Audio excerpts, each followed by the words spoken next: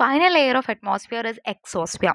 എക്സോസ്ഫിയറിനെ കുറിച്ചും അതുപോലെ തന്നെ എല്ലാ ലെയേഴ്സിനെ കുറിച്ചുള്ള ഒരു കമ്പാരിസൺ നോക്കാം. എക്സോസ്ഫിയർ എന്ന് പറയുന്ന ഔട്ടർമോസ്റ്റ് ആയിട്ടുള്ള ലെയറാണ് അറ്റ്മോസ്ഫിയറിന്. അത് gradually merging in to the vacuum അല്ലെങ്കിൽ ഔട്ടർ സ്പേസ്, അന്തരീക്ഷത്തെ ബഹിരാകാശമായിട്ട് ലിങ്ക് ചെയ്യുന്ന മേർജ് ചെയ്യുന്ന ഒരു ലെയറാണ് ഈ പറയുന്ന എക്സോസ്ഫിയർ എന്ന് പറയുന്നത്. ഓക്കെ, ഇവിടെ തൗസൻഡ്സ് ഓഫ് കിലോമീറ്റർ പുറത്തോട്ട് എക്സ്റ്റെൻഡ് ചെയ്യുന്നുണ്ട് ഈ ഒരു റീജിയൻ എന്ന് പറയുന്നത്. വളരെ റയർഫൈഡ് ആണ്, അല്ലെങ്കിൽ ഒരുപാടധികം ഗ്യാസ് ആറ്റംസും അതുപോലെ തന്നെ മോളിക്യൂൾസും ഉണ്ട്. പക്ഷെ അത് ഒരുപാട് ദൂരത്താണ് പ്ലേസ് ചെയ്തിരിക്കുന്നത്. അപ്പം കൊളൈഡ് ചെയ്യാതെ ആയിരക്കണക്കിന് കിലോമീറ്റേഴ്സ് അതിന് പോകാനായിട്ട് പറ്റും. മീനിങ് അത്രയും അധികം എന്താ പറയുക, പാർട്ടിക്കിൾസ് ഇങ്ങനെ ദൂരത്താണ് നിൽക്കുന്നതെന്നാണ്. അപ്പം അവിടെ ഏറ്റവും കൂടുതൽ ആരാ ഉണ്ടാവുന്ന അറിയോ? ഹൈഡ്രജനും ഹീലിയനും ഉണ്ടാവും. നമുക്ക് മറ്റേ ഹൈഡ്രജൻ ബലൂണും ഹീലിയം ബലൂണൊക്കെ മേലേക്ക് പോകുന്നത് എന്തുകൊണ്ടാണ്? അത്രയും അതിൻ്റെ പറയുന്ന എന്താ പറയുക, ഇത് ലൈറ്റർ ആയിട്ടുള്ള ഗ്യാസസ് ആയതുകൊണ്ടാണ്. അത്രയും അതിന് മാസ് കുറവാണ്. അത്രയും ഡെൻസിറ്റി അല്ലെങ്കിൽ ലൈറ്റർ ആയിട്ടുള്ള ഗ്യാസസ് ആയതുകൊണ്ടാണ് what happens is it is going, മേലോട്ട് പോകുന്നത് അതുകൊണ്ടാണ്. അപ്പോൾ സാറ്റലൈറ്റ് ഓർബിറ്റ്സിന് ഒരു ഇമ്പോർട്ടൻ്റ് ആയിട്ടുള്ള ഒരു ഇമ്പോർട്ടൻ്റ് ആയിട്ടുള്ള റോള് പ്ലേ ചെയ്യുന്നുണ്ട്.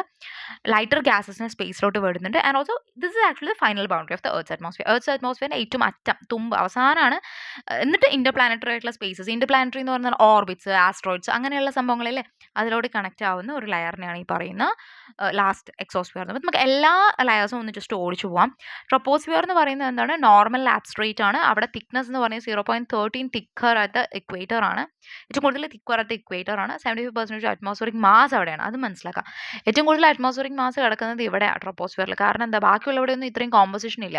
പിന്നെ ലൈറ്റർ ഗ്യാസസ് മാത്രമേ ഉള്ളൂ മേലോട്ട് പോകുന്ന സമയത്ത്. This is actually the abode of life. എല്ലാ type of weather phenomenons, cloud ആയിക്കോട്ടെ, സ്റ്റോം ആയിക്കോട്ടെ, മഴ ആയിക്കോട്ടെ, എല്ലാം നടക്കുന്നത് ട്രോപ്പോസ്ഫിയറിലാണ്.